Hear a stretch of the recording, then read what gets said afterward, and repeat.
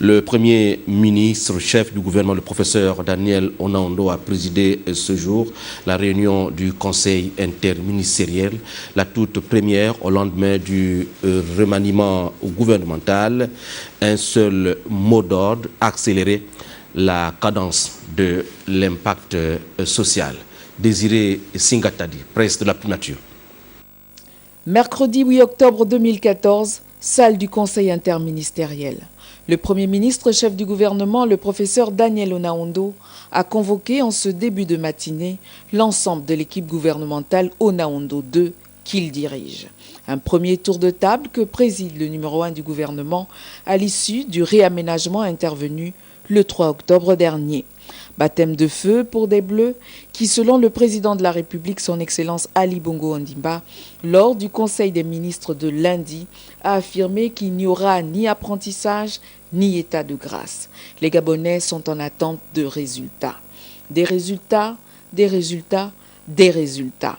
C'est sur cette vision recadrée par le chef de l'État que l'ordre du jour de cette séance de travail a été élaboré. Un conclave essentiellement consacré à des projets de texte.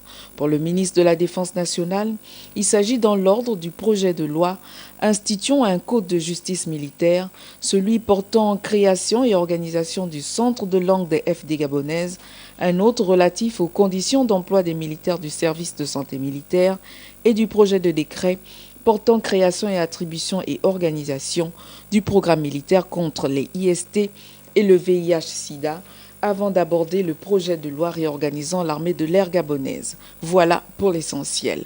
Même exercice pour le ministre du Budget et des Comptes publics qui a présenté à ses travaux le projet de loi des finances 2015.